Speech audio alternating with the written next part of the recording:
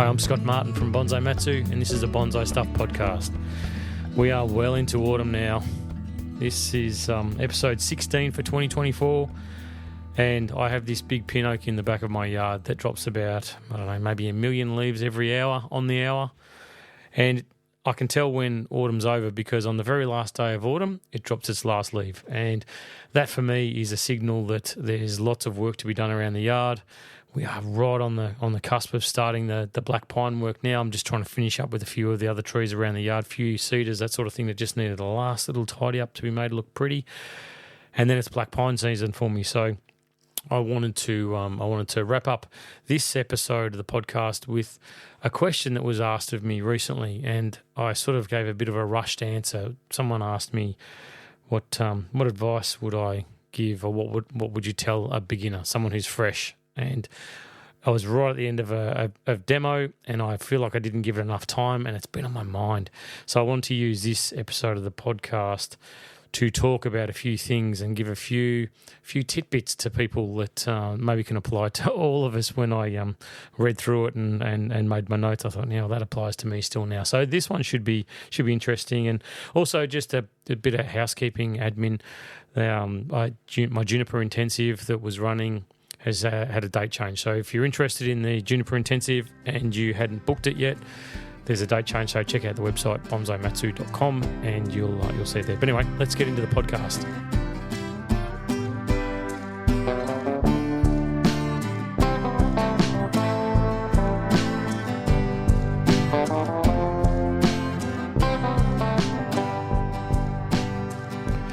I love this podcast. I take it very seriously, and I truly appreciate and don't take for granted the importance that it has in people's life. I spoke with people even today, and they were talking to me about different things on the podcast, and I get messages all day, every day, and people reach out to me because of this podcast, and it means a lot to me. So when I decide to focus on a topic or talk about something, it's got to be something which is honest, factual, and really important to me. And this question, that what would I tell a beginner? It might sound like, I'm going to breeze past this one, I'm not interested. But really, it applies to everyone in bonsai, and it is something that can't be broken down to a three-word answer. Enjoy bonsai. It just doesn't. It's not that easy. It digs a bit deeper. So I sat down with a pen and paper, and I thought, what would I tell a beginner? What would I go back and say to somebody that's just fresh, that just walks in the door, that's got the bug, like this fella had that glint in his eyes that we all know, where they're going to end up with a couple of hundred trees, not just one or two, they're going to end up with a couple of hundred, and he really wants to make sure that he's on the right path, and he does everything he possibly can to get there as quickly as he possibly can. So what I tell the brand new person, that glints in the eye, they've got that ambition, got that drive. And the first thing I wrote down was, never forget it's about the tree and it's not about you. And that's really important. I think that resonates with me across the board, that these trees that we get the love from, and the responsibility to look after and care for and maintain and style, and we get so much enjoyment out of doing it. If our focus is on us and what we get out of it, then we might be a little bit inconsiderate as to what's the right thing to do and when's the right time to do it. So you'll find that you might compromise, you might cut corners, you might rush, and that's when the ultimate price gets paid. Not for you, you'll be fine. You'll wake up tomorrow, but the tree suddenly starts to suffer or things go wrong with it. And by learning the right way to do things and keeping that focused on the tree means that you can do drastic things. I had a workshop the other night. We had a black pine that was about as maybe thick as your thumb, maybe a little bit thicker. It's 1.2 meters tall, and the owner, Matt, wants to fold this thing in half. And I said, all right, well, yeah, we can do it. It's a young tree. It's flexible. It's a good time of the year. Things are slowing down. It's not pushing new buds. It's got nothing flowing through it. The water had been held back for a day prior to doing it. we applied all the right techniques. We kept the focus on the tree, and we stopped at certain points, and we kept going. And next thing you know, it's folded over on itself, and there was no cracking, no breaking, no damage. But we applied, all the stuff that we have to do when we do these things. Raffia, heavy wire, and slow and steady techniques, and bending the fibres, and whatever else. But you can't forget about the tree in all this. You can want the tree to be folded in half. You can want to turn it into a pretzel. But it's not about what you want to do. It's about how you can do it in conjunction with the tree, so the tree continues taking steps forward. There's no point getting a tree, folding in half, snapping it, and then suddenly going, well, now I've got a tree that's absolutely useless. Yeah, it might survive the process, but it's not going to have the design that you want, and you've really just destroyed something that you didn't need to by not focusing on what the tree's about and pushing your agenda more than others, I suppose. So then the other things I wrote down were, if you've got questions, seek answers. And that's really, really important, that you need to have. I talk about the bonsai network, your crew that you talk to, the people that you reach out to, the person that you send messages to, the people that you answer messages from and give advice to and provide, stimulation when it comes to the bonsai world. That's what you need. You need that network. If you've got questions, don't just sit there. And, when you do seek answers, make sure it's from the right source and reliable source, a good source. And often, we all know the dangers of the internet, and you go down a rabbit hole with these things and follow the wrong advice. Well, again, go back to point one, never forget it's about the tree. So the advice that you're given should always have that in as a major consideration. And, if you're talking about doing something pretty drastic to a tree and the person giving you the advice doesn't say, hey, how's the health of the tree going? Or has everything been okay? With it been any issues? Or what have you done? Tell me about repotting times and fertilising and strength of the tree. If the person you're asking doesn't ask all that information of you, or doesn't seek that information, then I'm not sure that they're focusing on point number one. Never forget it's about the tree and not about you. Another thing I'd go on about would be to take lots of photographs and document stuff. It's easy when you've got a few trees. I'm certain that everybody listening to this podcast, and maybe people are still doing it now, but I guarantee when you first start this crazy bonsai journey that we are on, a lot of time you'll spend documenting and photographing, and there's apps you can get that'll help you and store the information. Your phones these days store 1,000,001 photos on them. So scrolling back through them, I find it's relatively easy to go and say, I wonder what I would have worked on that this time of the year, 2 years ago. I wonder what that looks like. Jump in there, do a search. All right, tell me, bring up all photos from 2 years ago, scroll through there, a couple of flicks with a finger, and bingo, there's the tree, and I can have a look at it and go, oh, okay, look at where it was and look at where it is now. That's actually done pretty well, because that plan that we talk about putting in place, having a photograph or a document there that you can refer back to, it's brilliant. I remember getting given trees by people where the owners had passed away, and these trees got started, a long time ago, long time ago, back in the days when you had film cameras and everything was stuck onto a piece of paper, and a pen or a pencil had the note scrawled beside it, what was done and when it was done and whatever else. And I remember seeing these photos of these trees, these sticks, these little whips, and taken with these photos, the camera photos, and that have been developed and lovingly put into these folders and stored for years and years and years. And I look at where those trees are at now and think, wow, that's really developed quite a lot. But having that history there was really important for me to get an idea of where the person's mind was at and what was being developed with that tree. But also from the owner's point of view, I'd imagine there must have been a massive sense of pride that was there right to the last breath, that you've taken something and you've developed it this whole way to become this amazing specimen of a bonsai that's changed so much, that as you've grown as a person, as you've aged, as you've developed, this bonsai's done the same thing with your due diligence and your care. And I reckon that would be one that I'd really, really push. It's good for learning, but it's also good for your own personal development. Another thing I wrote next, these are sort of, as I was spewing out all these ideas, the next one was do everything you can to the best of your ability. Don't do anything half-assed.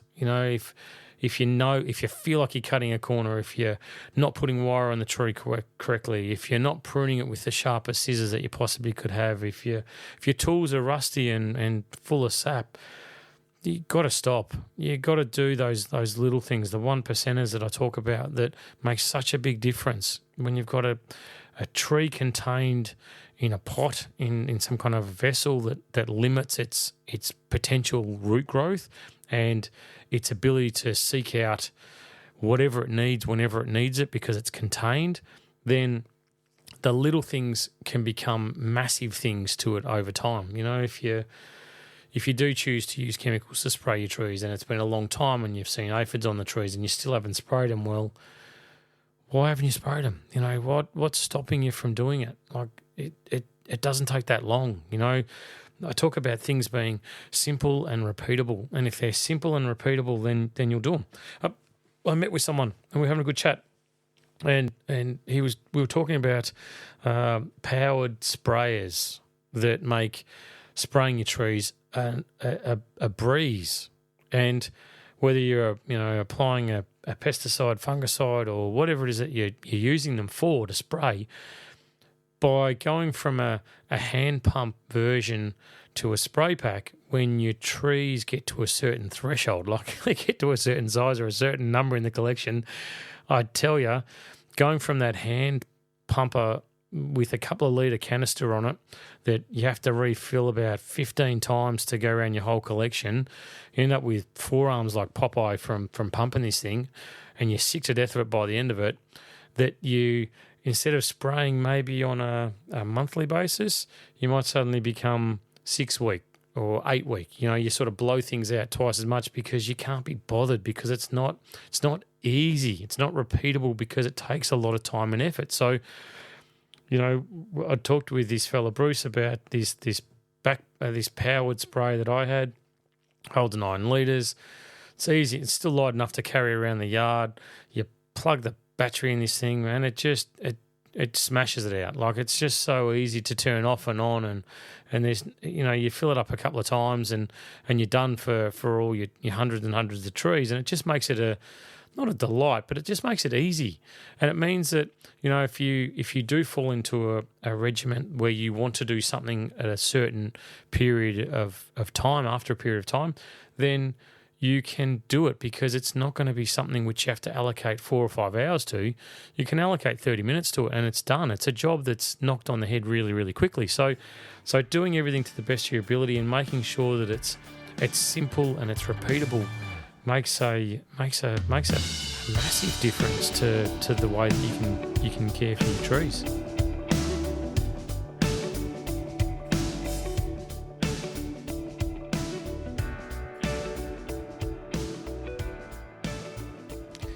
All right. So now, what would I tell a beginner? Now, this one is one that I wish I'd been told myself, and I think that everybody that I see come through my workshop, let's say the vast majority, not everybody, I don't put everyone in the same bucket, but vast majority of people are just like me, and they get the bonsai bug, and something goes wrong with your chemical balance in your brain, and you start acquiring every single tree that you can get your hand on. You go berserk. You walk through a nursery like you're trying to fill Noah's Ark with one of every species. These things, sometimes 2 or 3, and your collection suddenly gets to a point where it explodes, and it literally explodes from a handful of trees to 50, 100 of these things. But it's still manageable, right? When you first buy these trees, often, you start with sticks in pots, and then you develop to getting beautiful trunks that really might need some branching structure, and then maybe somewhere down the track you get a more mature or advanced tree or something like that. But this part, when it explodes, you generally don't have a lot of work to do, right? So you might buy them mid-season, it's not repotting time, and they've got a few branches, a few things here and there. You get them and put them in the workshop, or you're on your bench in the garage and do about 3 minutes worth of cutting, and you're like, yeah, done, and a bit of wire on it, a couple of minutes, bang, presto. Oh, that's so easy. next day you're out. You're smuggling in trees when you come home down the driveway under your jacket so your partner doesn't see them, and you get flogged to death. But you end up with these things all over the place. And at the start, it seems easy, but then they start to develop and they start to grow and they start to mature. And the rule of 1 to 2 kicks in, the guideline. One branch turns into 2. So where there's 10 branches, there's 20. Where there's 20, there's 40. Where there's 40, there's 80. And you see how this is going to grow on the years. It's just going to get more and more and more and more. And you want different species, like you want one of this and one of that and one of this and one of that. And so like you end up with a whole concoction of these trees that you may not necessarily love, you may not adore, you may not see the bonsai in the tree that you've acquired, but you've got the variety, you've got the species, all valid. Like I said, I'm here, I'm at the confession booth with the rest of you, admitting that this was me. So don't think that I'm on my ivory tower pointing my finger at you saying you shouldn't have done that, because I never did it. I did it. I had way too many trees that I didn't enjoy. That I look back at them and you think, wow, that's really not for me, because it's not got there's no bonsai in there. It's just a stick in a pot, and just because it's got that name tag on it doesn't mean that it's something I'm excited about, or something that I want to evolve or develop, or make into something that I spend 40, 50 years of my life developing. So you don't need to have one of every species. You don't need to fill the ark, because, if there's something that pops up later on down the track, then it's by all means, you can start expanding the collection, but don't jump into it straight away. Now, this next part's going to sound a little bit moronic compared to what I've just said, but you need to have enough trees to stay busy. All right, so on one hand, I'm saying don't buy too many trees. And when I say don't buy too many, you know what I mean. Don't go berserk. Don't buy hundreds. But buy enough to be busy, because if you get that bug and you're passionate and you want to work on the trees, they need time. That's the biggest thing that your trees need between major work or having work done to them. They need time to recover. They need time to be allowed to grow and do what they're going to do as a tree. So when you're constantly working the trees because you don't have enough in your collection, let's say you got 5 and you're rotating through one a weekend, by the time week 6 comes around, you're back on tree number 1. That's not enough time. 6 weeks isn't enough time for those trees to relax. Get asked a lot, how do I look after so many trees in my yard? And the main reason I can do it is because they often get worked once to twice a year, and that's it. I'm a great believer that when you work them, you make them look brilliant. You go back to that earlier point. Do everything to the best of your ability. Make the trees look as magnificent as they possibly can. But going back to point number 1, I don't forget it's about the tree and not about me. So I will always allow the tree that time to rest and recover, build its strength up, maybe get a bit ugly, get a bit shaggy, extend the branch structure. I'll let it do all that stuff. So then when I do bring it into the workshop and work on it, I know that it's in peak condition, and I know that it's something that's going to take that step forward that I want it to make. So make sure when you do get the bug, the figure I have in my head as a good number of trees for someone who's keen on bonsai is about 20. It's enough to keep you busy with watering. It's enough to keep you busy when it's repotting season. It's enough to keep you busy with your fertilising. It's enough to, if you've got a busy job, you can walk around 20 trees having your cup of coffee or tea in the morning before you take off for work. When you come home, it's not a chore. You don't have to spend an hour walking around the yard. It's just a couple of minutes glancing over them. Yep, everything looks great, cool, no worries. Then when you want to work on them, there's enough there to work on sort of 1 a week to get you pretty much into the 1 to 2 times a year cycle for these trees, and let them do their thing in between. You're not going to blow the budget. You don't have to have 1 million pots in the yard, and it's a really great foundation. You can cover a lot of species. You can get multiples of the same species if you do fall in love with a certain type of variety of tree. You can make sure that you tick the boxes for having natives and exotics and deciduous and fruiting and whatever it is that you want to have in your collection. And I think that 20 is a nice round number that'll give you different sizes as well. You're going to get some large, some small. You don't have to build hundreds of benches in the backyard. You don't need an elaborate watering system.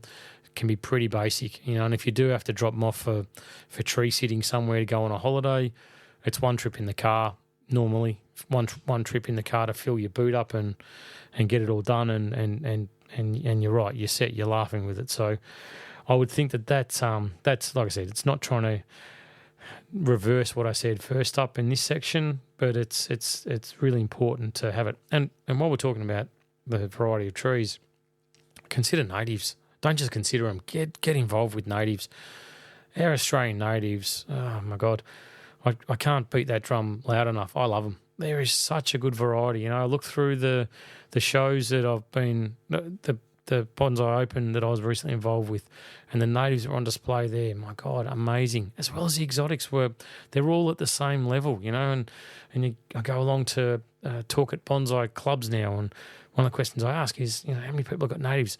Vast majority of people have got natives in their collection now. It used to not be the case, but there's so much experience and availability of stock out there now that getting involved in natives, one, it's lovely because they're our trees. They're from where we are, but push it a little bit further and try and get local natives to you. Wherever you are, look for natives that come from your region and get those as bonsai. And I promise you're going to be so surprised. You put a native next to an exotic in our environment, or especially your local environment where you're from. You put a local native next to an exotic that's from anywhere around the world, and you watch that native develop, and you will look back on it in 3 or 4 years' time and go, oh my God, look at the trunk, look at the branches, look at the structure, compare it back to the exotic. Exotics are lovely. I have vast majority of exotics in my yard, and I always will. But when you compare the development plan and process for the local natives, it's insane. It is just insane. If you want to rush a bonsai, if you want to get to the end as quick as you can, work with a local native. That's my advice that you should. Next part of the podcast comes down to you and your skill level. And I think the first step you should take as someone that's chafing at the bit to get good at bonsai and really sink your teeth into it is to learn the fundamentals as soon as possible. Get in and get the basics down pat. Work out things like, you know, repotting your trees, soil medium that's used by good growers around your area that are highly successful, that develop trees that you really like. Work out how to prune things and what to do after pruning, how to maintain when you cut branches that are a decent size. What do you do with it? Otherwise, what are the repercussions? Like, will there be rot on this tree? How do I prune this? At what time of the year do I prune it? Do I let it grow? When do I fertilize this thing? Like, is it too much fertilizer? Not enough fertilizer? Should I give it a bit more at this time of the year, or should I hold it back a little bit at this time of the year? It's all watering. Like, how do you keep these things alive? That's the most fundamental thing you've got to get right. And there's not one answer to how to develop really good bonsai or to keep them alive for a century. It's a lot of things that you've got to do in conjunction. That's the fundamentals. That's what you've got to get right ASAP. And that takes a bit of work. Internet's a great place to start. It's a dangerous place to start because your microclimates that I've got to what you have to what someone on YouTube's telling you, it all varies. It all changes significantly. You can give a general gist of things, like, you know, for instance, repotting time for pines, you know, or decandling time for pines. Let's talk about that because it's topical. I've just talked about it with people very recently, and depending on the place that you are in the world, and I'm going to make this very broad, so please don't write any dates down, but decandling is dependent upon the growing period that you've got. So if you're in an area that's a lot colder and has a shorter growing period, then your decandling time might be a hell of a lot earlier than someone that has a really super long growing period that you know only stops for a very short period of dormancy. So their decandling period might be a hell of a lot later than someone who, like me, has a medium period of time where I've got a reasonable growing time. Like our seasons in Melbourne, in Victoria, Australia, they're pretty much bang on. When it says it's spring on the calendar, it's spring. When it says it's autumn on the calendar, it's autumn. And so when you tick a box and say, okay, you should be growing now, it's spring, you look out and go, yeah, it's actually just started, like very recently. Give or take a little bit. I'm being a bit facetious, but give or take, we're very close to it. So therefore, our decandling window, because our growing period's medium, is at a certain point of time. So if you're in a colder period compared to me, your decandling might be a lot earlier than me, and if your growing period is a lot longer than mine, then your decandling period may be after mine. So it's really important that you'll hear people talk about things like repotting and pruning and fertilizing, and there's some real basics that you can work with, but you need to adapt these things to local environments. And I think that by doing and looking locally to where you are, exploring the nurseries and sort of maybe reaching out on some. I'm very nervous saying this, but reach out on some Facebook pages and maybe reach out to people. And when you see the trees, doesn't mean that they're real, but you might find that there's someone in your area that you can connect with. Maybe someone's doing classes in your local area, like I do, like workshops or classes or whatever it is. Reach out. A new fella came in the workshop recently, connected with 4 other people in the workshop, and bang, his bonsai network's grown by 4 people because he connected. He's a local person to sort of where these other people are. So a lot of stuff that we talked about applies to all of us, and it was great. It was great to see that light bulb moment where people sort of connect and become part of it. But I think that that's really important, that you're learning the fundamentals, look locally, stick and try and find somewhere you can develop your skills. Like things like wiring is a magic skill to have. It's one of the most important skills that you'll ever have. If you can be a good wirer, I guarantee at some point or another your trees will develop to the point where they will be absolutely bloody magnificent. But other things like your skill level for wound management, that's something that is absolutely a fundamental for how you look after your trees. It might not seem important at all, and if you're listening to this going, geez, I'm not sure about wound management, well, that's a skill. Like being able to cut off something significant off a tree, have the tree keep taking steps forward, not have wood rot in the trunk of the tree, and not have any damage done to the tree over a period of time, and to get that wound to seal to the best of your ability and best of the tree's ability. That's something that you need to develop. Repotting is one of those skills that is, I can't express how important it is. If you listen to this podcast for more than about 3 minutes, you would have heard me mention in every single one how important the strength of the tree is and how it comes from the roots of the tree. And that all stems from good repotting. That all stems from repotting right.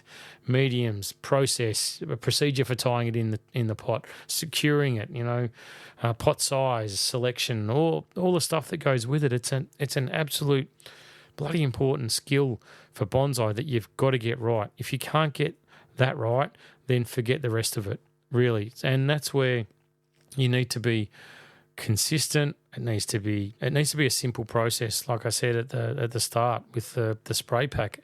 Repotting or any of the things that you do have got to be simple. If I said to you that repotting a simple tree coming out of a pot was going to take you 3.5 hours, then I'd reckon you'd go, well, I've got too many trees when I've got 5 trees.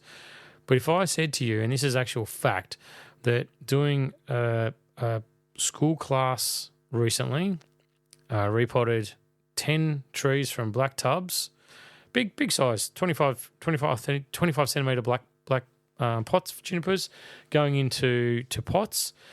And I admit I'd done a bit of pot preparation beforehand, putting the mesh in and stuff like that. But all in all, I had an hour.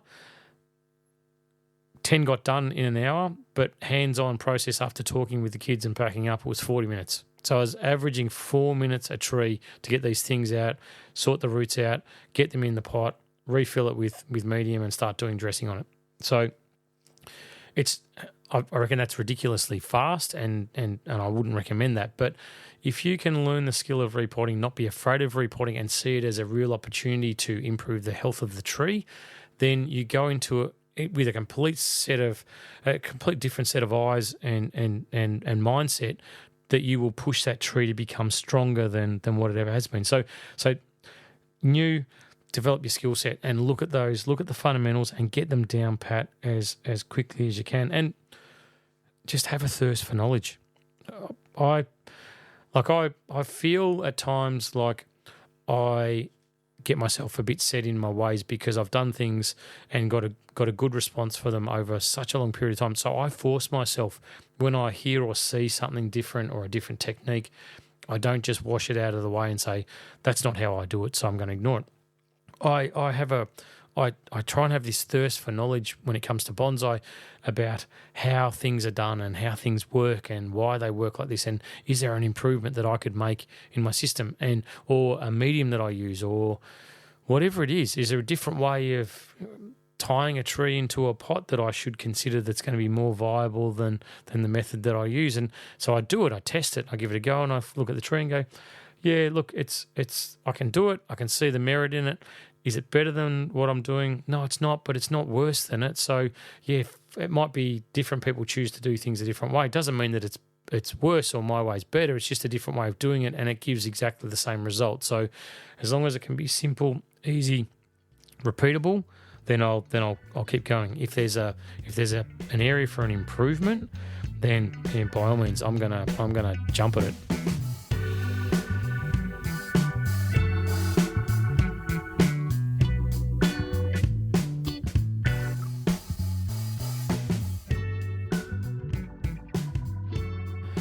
Right, I just had a nice glass of water, refreshed myself after that. I get so excited about this. I don't know if you can tell, but I get so passionate about helping with a path for people for bonsai, and it's not like follow the gospel according to Scott. It's just like I think that once you can get on a path, you can take such great leaps forward, and those great leaps forward, I know how I feel because of bonsai. And I know what it does for me and everything about me, my mental state, my well-being, my enjoyment of being outside in my backyard, and my meeting other people, my social side of things. It's amazing. I get so much out of it. So if I can help in any way, give just a little shaving of what I get out of it by this podcast and by talking to you all,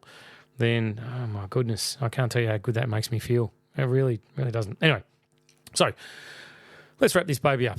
The last section, we talked about having a thirst for knowledge, open-minded, all the rest of it, right? I want to start this one with, again, might seem like a bit of a contradiction, but there's merit to it. You've got to be consistent. You've got to be really consistent. I cannot tell you how many trees I killed in my early bonsai journey because I was irresponsible. I forgot some of these fundamental rules. I forgot, it's not about me, it's about the tree. I forgot about learning all the fundamentals. I had this thirst for knowledge, yep, tick that box, but I would learn something, I would read it, I would hear it, I would apply it. And don't forget, this is showing my age, it's before the internet, so there wasn't this fast flow of information like you can get now. Like, there was no text messages. You couldn't message someone and say, hey, listen, I've just read this, what do you reckon? Is it a good idea to do? There's no bonsai network for me back then. It's just I'd read a book and go, geez, okay, so you repot your Scots pine at this time of the year, perfect, done. I'm in. Yep, that's a month, I'm going to do it. Next thing you know, a couple of weeks later, didn't really know about the technique for repotting, aftercare, the whole box and dice, and it's dead. And it's like, well, wonder why that died. Something else, not me. Read another book. Oh, now you do this with that. All right, bang, I'm into it. Do it straight away. Another tree dead. So you've got to be consistent. If you start at a path and someone says to you, or someone that you build your relationship with, your educator, the mentor, the person that's going to guide you on this beautiful bonsai path, and they say to you, look, you ask them, hey, I've been told, if you've got questions, seek answers. Yep, no worries. All right, so question is, when should I repot my natives, Australian natives? And the person that you respect, that you're seeking information from, that's in your local area, whatever, turns around and says, all right, well, I do mine in October. And you go, yeah, that's cool. I just read that I can do it in in March, so I'm going to do it in March. It's like, cool. Okay, so where's the consistency in what you're applying to yourself? And just because it's March when you're asking the question doesn't mean that's the time that you do the work. There's this patience that you've got to build into things, and I haven't even talked about patience yet because the podcast isn't going to be long enough. I think I'm going to run out of time. But you've got to be truly consistent. You've got to allow time from when you do something to see what the results are. So you go from how I love teaching and how I love participating with everybody is it's this process. And I know I've talked about it years ago on the podcast where it's, people come to me and they say, what do I do? And I go, great, no worries. Here's the warm bonsai embrace. Come in. It's okay. Look, I'll help you. What I would do is this. And this is how I do it, and this is the process and whatever. And they'd go, oh, thank God. Thank God, that's what I want. I just want someone to tell me what to do. And it's like, great. They might come back next time, tell me what to do. All right, here's the warm bonsai embrace. This is what we're going to do. We're going to do this together. And I'm going to help you every step of the way. I'll cut one, you cut one. And let's get there together. And then the next phase is this one where they go, hey, I'm thinking of doing this. What do you think? And it's like, yeah, you know what? Now it's not an bonsai embrace because you're starting to stand on your own 2 feet. It's a slap on the back with me standing beside you saying, I like what you're doing. That's a really good idea. We could do that. And have you thought about maybe doing this as well or this instead of that? Or I can see where you're going here, but here's an alternative. What do you think? And we can sort of work on a plan together. But it's that not me, sort of pushing an approach. It's sort of like participating in an approach. That's step 2. The third and final step that I love, and this is when I know I've done good, is when the person comes to me and says, hey, look what I've done. What do you reckon? And that's when I turn around and go, you know what? Bang, gold star. Might not be perfect, might not be exactly what I would have done, but it doesn't have to be. As long as I can see from my perspective that the person's, back to step 1, thinking about the tree, their wiring is designed so the pads are, separated so they're all going to get sunlight. It's got a, part of the trunk's visible here. You've got a nice little apex. You've got good Nabari positioning, good selection of front. Your branches aren't bar branches. It's nice and staggered and it looks interesting. Fantastic. That's when it turns into a bloody high five instead of a pat on the back because, you're learning how to fly. You're a little bird in the nest that's learn how to fly, and that's exactly how I see myself. And I'm very, very mindful. And anyone that probably has reached out to me that listens to the podcast would know exactly that's the way that I do it. If it's what would you do? Great, this is what I would do. If it's like, hey, I'm thinking of doing this, what do you think? Then the answer is very different. It's like, and if it's, hey, look what I've done, it's like, hey, that's awesome. And I don't say that it's just awesome every time just to say that's awesome. It's because genuinely I mean it, because it's not just the shaping that the people have done. It's not the work that they've done. It's the process they've gone through to get to that point, and that's the part that I love. So being consistent, waiting to see the outcome. Don't rush what you've done. You've got to be able to repeat whatever it is over time. So, if you do things at certain times, and you're fresh to it, maybe document it so you can look back in a year's time and say, okay, in April, late April last year, I did this. And you can look back and go, well, that actually worked, or no, that part didn't work. I probably did it to rush too much. So you don't necessarily have to have someone that's going to be there to guide you along the way. You can also self-educate with it as well. So I think it's really important. This is my next point, is to find someone that inspires you. Find that bonsai person anywhere that you are, from anywhere around the world, and latch onto it.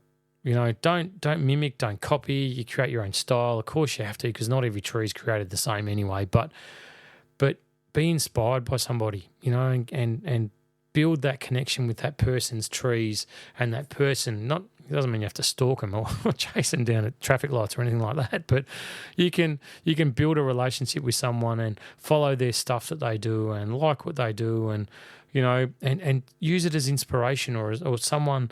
So something that you can connect with. There might be someone that you find a bit irritating, or a bit bit too elitist, then look for someone that connects with you. You might like that. You might like, being tied up and hogbound on the ground and kicked in the guts.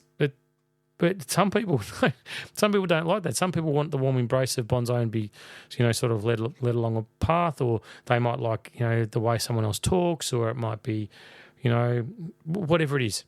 As long as you can connect with that person and be inspired by them, then I'd think that it's more than reasonable for you to do it. And there's so many ways that we can do this stuff now, and you can do it so quickly that, you can reach out, you can click a like, you can follow, you can subscribe, you can do whatever, and be very close to that person that inspires you. And if you can reach out and be taught by them as well, if they are in your local area, then I'd suggest doing it. And consider all the points that I've said earlier about consistency and all the rest of it, because finding that one person that will guide you on a path, I think it's the way to go. Another thing you got to do, like a really fundamental one, and I'll whip through these last couple of onesies. Think about where you're going to keep your bonsai before you start. If you've got a little balcony, you're not getting much sun, well, hey, sorry, but you're not getting many trees. You can't fit them on there. And if it's, go back to point number one, never forget it's about the trees and not you. If you've got a little balcony or you've got a courtyard that's overshadowed by the massive trees and you get zero sunlight in there, sooner or later, your trees are going to pay the price for it. So before you invest, before you take on the responsibility, before you start this path, think about that as a real basic.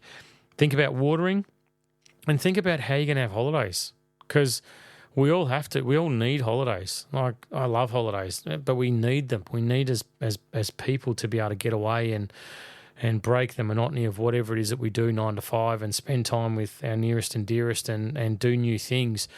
And bonsai, if you build this mountain that sits on your back, will be a burden that you will not enjoy, and it's something that you've got to really consider. And there are ways you can get around it. There are people you can speak to that will holiday sit for you, but it's definitely something you need to consider. If you work long hours, if you can't be there to water your trees, then how are you going to water the trees? How are you going to give them what they need? Point number one, it's about the trees, not about you. So you then need to develop systems. And if you want to know anything about watering systems, go back a couple of months.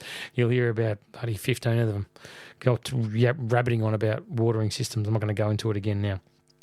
Join a bonsai club too.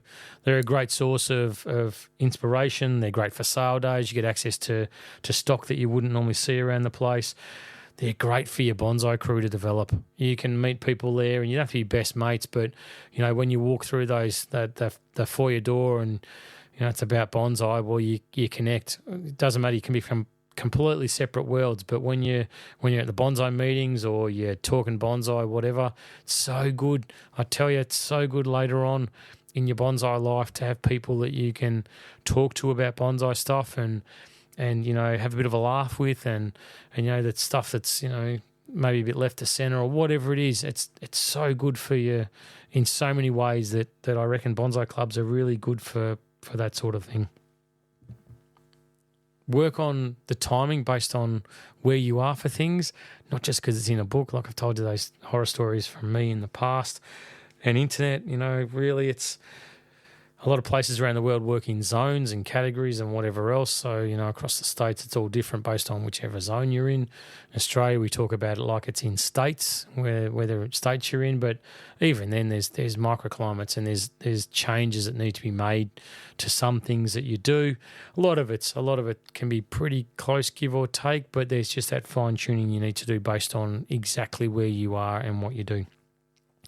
And to wrap up this podcast, is to say you've got to focus on health, not on design. All right? It's about the tree. I cannot tell you, I can't push this point enough, that's the only thing I give a stuff about when it comes to my trees is the health. The looking nice, the looking pretty part, I link that to how healthy the tree is going to be. If I've got a cluster of growth that's sort of growing every which way but loose, and I can get that and I can wire that down, make it look beautiful, but also make that foliage more efficient as a source to provide sugars to the tree through photosynthesizing, then I've achieved the objective for the tree without damaging it, and I've made it look good for me. So if you focus on the health, not the design, the design stuff will come. Don't make it priority number 1. Make it priority number 10, somewhere down the track. Work on the health and vitality of the tree. Get it so it's going to outlast time, and then start making your decisions, because I guarantee you'll have so much more that you can do with that tree than when you've got one that's teetering on the edge of not making it. So, and that's why I wanted to come back to this, because the 2-second answer that I gave, I felt like I did disservice to the person who asked the question about what I would tell someone as a beginner. And when I started planning this podcast, I thought, I'll talk about this, and this, and that'll give me a good agenda for the podcast. And then I started writing my notes, and I went, it's actually a whole podcast in itself, because it's so important. And a lot of this stuff, it's nice for me. I found it sort of reinvigorating to write this stuff out, and cathartic to go through it all and to say it and to hear it, because it's a reminder for me too. When I'm looking at my trees and I'm doing things around the yard, or I'm working with people, it's a nice refresher for me, and I hope you use it that way as well. That there's some of these things are real basics that we all should follow and work with in our bonsai lives.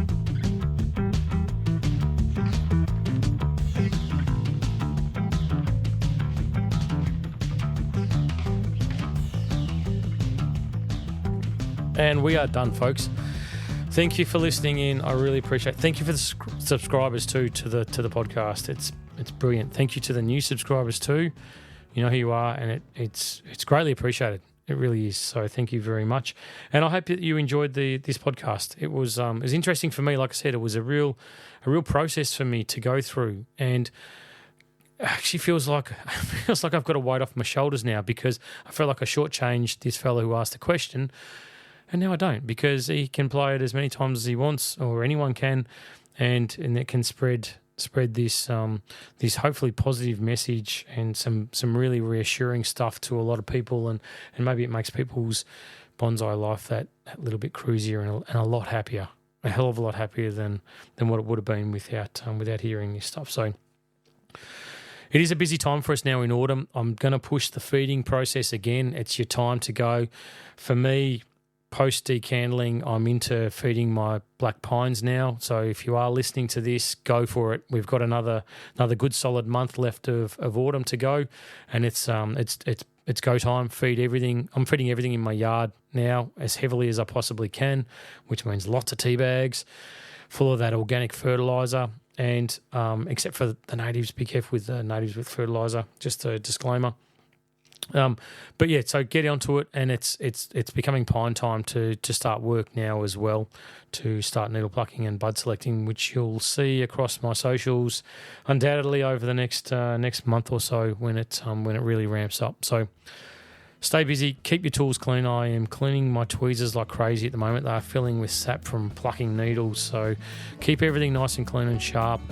Do it to the best of your ability, as I said a bit earlier in the podcast. Make sure you enjoy it. Enjoy every single process. Don't rush it. And until next time, as always, happy bonsai.